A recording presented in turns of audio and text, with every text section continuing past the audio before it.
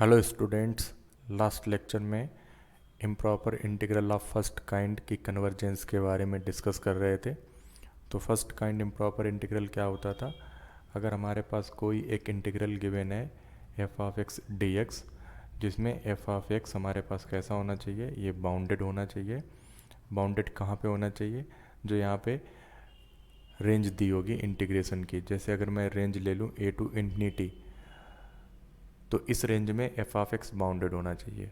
और first kind कब बोला गया था? एक तो बाउंडेड होना चाहिए फंक्शन, और लिमिट यहाँ पे अपर लिमिट इन्फिनिटी या फिर लोअर लिमिट माइनस इन्फिनिटी हो जाए, या फिर दोनों एक साथ हो जाए। जैसे अगर मैं ये ले लूँ minus infinity to infinity F of X D X, तो इस तरह के इंटीग्रल को improper integral of first kind बोला था।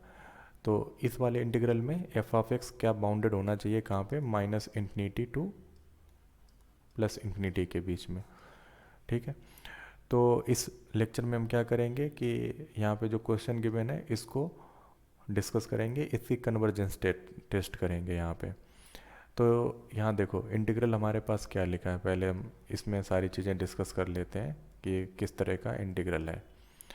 अब यहाँ पे हमारे पास जो लिमिट ली गई वो इन्फिनिटी है, और जो फंक्शन लिया गया है एफ ऑफ एक्स वो क्या है? एफ ऑफ एक्स बराबर 1/x⁴n। तो ए टू इन्फिनिटी में फंक्शन हमारे पास कैसा होगा? एक्स की वैल्यू कहाँ से कहाँ तक है? ए टू इन्फिनिटी में। तो इस रेंज में ये फंक्शन हमारे पास कैसा मिलेगा? ये बाउंडेड मिलेगा। फंक्शन हमारा बाउंडेड मिलेगा। ठीक है, कोई भी वैल्यू लेंगे, अगर इन्फिनिटी पुट करेंगे 1/इन्फिनिटी क्या हो जाएगा? 0 हो जाएगा। और जब लोअर लिमिट ए पुट करेंगे तो 1/a⁴n। तो अब ये फंक्शन हमारा n पे डिपेंड कर रहा है। किस पे डिपेंड कर रहा है? ये डिपेंड कर रहा है, डिपेंड्स ऑन n। तो n की अब अलग अलग वैल्यू पे इसकी एक कन्वर्जेंस के बारे में हम डिस्कस करेंगे। ठीक है, तो n की हम अलग अलग वैल्यूज लेके तो केस हम बनाएंगे। अगर मैं यहाँ पे फर्स्ट केस बोलूँ, केस 1, कि n बराबर 1 अगर पुट करता हूँ मैं इसमें, इस टोटल इंटीग्रल में, तो इंटीग्रल देखो किस तरह से चेंज हो जाएगा। ये इंटीग्रल चेंज हो जाएगा A to infinity D X upon X. तो अब हम अगर इसका इंटीग्रेशन करना चाहें तो इंटीग्रेशन कैसे करेंगे?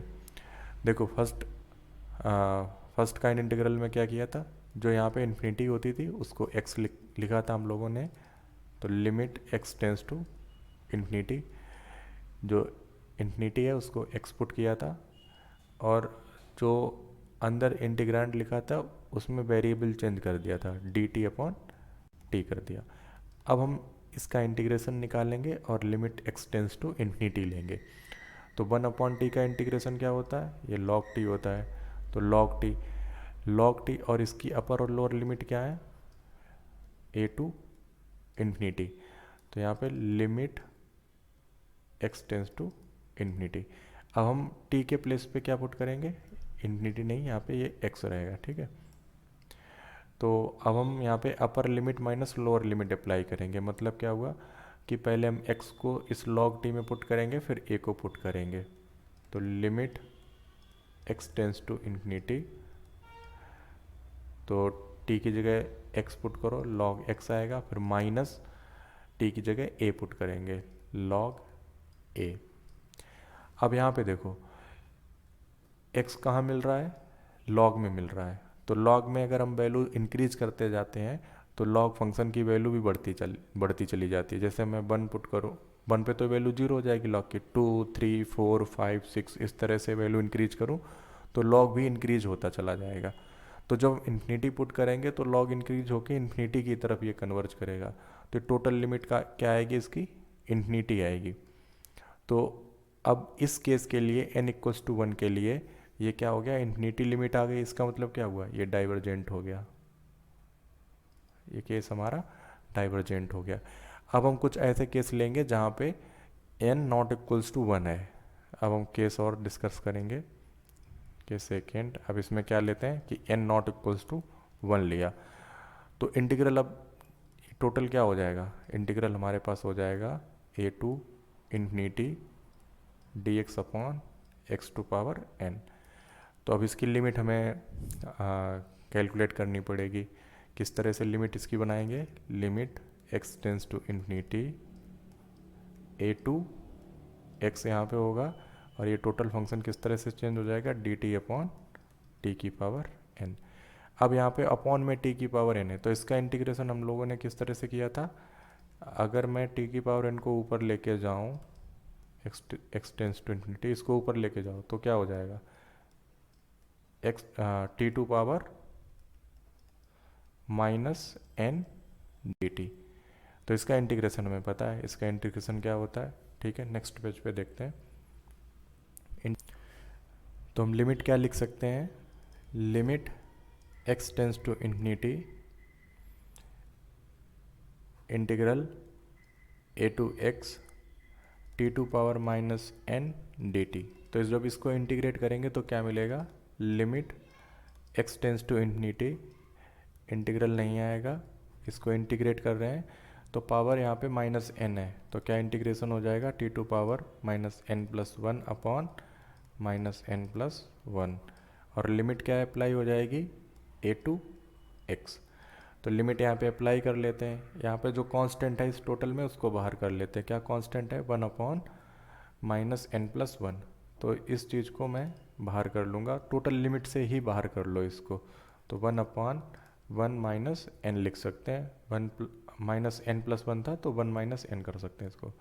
Limit X tends to infinity, अब यहाँ पे टी के प्लेस पे हम एक्स पुट करेंगे एक बार, upper limit minus lower limit, और लोअर लिमिट ए पुट करेंगे तो क्या मिलेगा, देखो X to power minus N plus one minus A to power minus N plus one. अब यहाँ से हम देखो x कहाँ पे है, तो x यहाँ पे फर्स्ट टर्म में है, तो इसके बारे में बस हम यहाँ पे डिस्कस कर लेते हैं कि इसकी लिमिट क्या होगी। अब यहाँ पे लिमिट इसकी डिपेंड करेगी n की वैल्यू पे, या ये कहें कि टोटल पावर पे इसकी लिमिट की वैल्यू डिपेंड करेगी। अगर ये पावर निगेटिव है तो इसकी वैल्यू लिमिटिंग वैल्यू जीरो होगी, अगर पावर पॉजिटिव है तो वैल्यू इन्फिनिटी होगी। इसको यहाँ से देख लेते हैं एक सिंपल एग्जांपल से। अगर मैं x tends to infinity power यहाँ पे माइनस वन या फिर कुछ भी निगेटिव पावर लेता हूँ, minus two minus one by two, तो इसकी लिमिट देखो क्या मिलेगी, तो limit x tends to infinity power minus में है तो क्या कर सकते हैं, वन अपॉन एक्स लिख सकते हैं। अब यहाँ पे लिमिट अप्लाई करेंगे तो जीरो मिलेगा। इसी तरह से अगर मैं पावर पॉजिटिव में ले लूँ, X tends to infinity power यहाँ पे वन बाई टू या वन ले लूँ, तो जब इसकी लिमिट लेंगे तो वो इन्फिनिटी मिलेगी। तो हमारे पास यहाँ पे अगर पावर निगेटिव में है और limit n tends to infinity ले रहे हैं तो उसकी वैल्यू जीरो मिलेगी, अगर पावर पॉजिटिव में है और limit n tends to infinity ले रहे हैं तो उसकी वैल्यू इन्फिनिटी मिलेगी। तो इसी तरह से हम इस वाले केस के लिए क्या करेंगे, एक बार हम बोलेंगे कि n प्लस वन ये निगेटिव है, मतलब less than zero. Less than zero negative कैसे बोलते हैं, जैसे हमारे पास यहाँ रियल लाइन पे एक ये जीरो है, तो जीरो से लेफ्ट साइड में मतलब क्या हुआ, x लेस देन जीरो, तो ये निगेटिव नंबर हैं सारे, और राइट साइड में अगर x ग्रेटर देन जीरो बोला है तो ये सब पॉजिटिव है। तो ये जीरो से छोटे हैं, इस तरह से x लेस देन वन मतलब क्या, निगेटिव। तो minus one plus N minus N plus one क्या होगा, लेस देन जीरो लिया, तो यहाँ से n की वैल्यू क्या मिली, जब इससे n सॉल्व करेंगे तो n ग्रेटर देन वन मिला। और इस केस के लिए लिमिट क्या मिलेगी, limit x tends to infinity x to power minus N plus one, ये मिलेगा हमें जीरो इस वाले केस के लिए, ठीक है।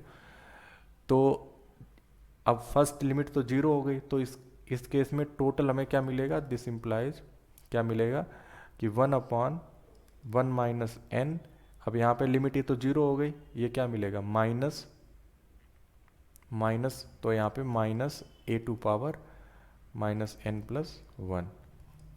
तो इसको और सिंप्लीफाई कर लें तो क्या मिल जाएगा, A to power minus N plus one upon, ये माइनस है तो यहाँ से माइनस कॉमन करके एन माइनस वन लिख सकते हैं, ठीक है। तो ये फाइनाइट आ गई, मतलब क्या हुआ, अगर मैं एन ग्रेटर देन वन लेता हूँ तो यहाँ पे ये क्या आएगा, कन्वर्जेंट आएगा इंटीग्रल, ये इंटीग्रल कन्वर्जेंट आएगा एन ग्रेटर देन वन पे। और अब केस क्या बनता है कि अगर मैं इसकी पॉजिटिव वैल्यू ले लूँ, मतलब क्या हुआ, माइनस एन प्लस वन, अगर ये ग्रेटर देन जीरो ले लूँ, पॉजिटिव ले ली, तो इसमें एन क्या निकल के आएगा, यहाँ से देखो एन लेस देन 1 निकल के आएगा, ठीक है। तो n लेस देन 1, और इस पर लिमिट क्या होगी हमारे पास इंटीग्रल की, limit x tends to infinity x to power minus n plus 1, इस पर क्या मिलेगी, इन्फिनिटी मिलेगी। और अब मैं इस टोटल लिमिट के बारे में बात करूं तो क्या आ जाएगा, ये टोटल लिमिट इन्फिनिटी के इक्वल आ जाएगी। मतलब क्या हुआ कि जो इंटीग्रल है a to infinity D X upon X to power n, ये किसके इक्वल आएगा, इन्फिनिटी के इक्वल आएगा। कब, जब n लेस देन 1 है। तो यहाँ पे ये n लेस देन 1 के लिए डाइवर्जेंट मिला। तो अब इस टोटल इंटीग्रल की अगर मैं बात करूँ a to infinity D X upon X to power n, तो देखो n ग्रेटर देन 1 पे ये क्या मिला, सिर्फ हमें कन्वर्जेंट मिला, और n लेस देन और इक्वल्स टू 1 पे ये मिला डाइवर्जेंट। तो इस तरह से हमारे पास इस इंटीग्रल को सॉल्व किया मैंने, ठीक है। तो इस इंटीग्रल को है ना, इसको सॉल्व किया।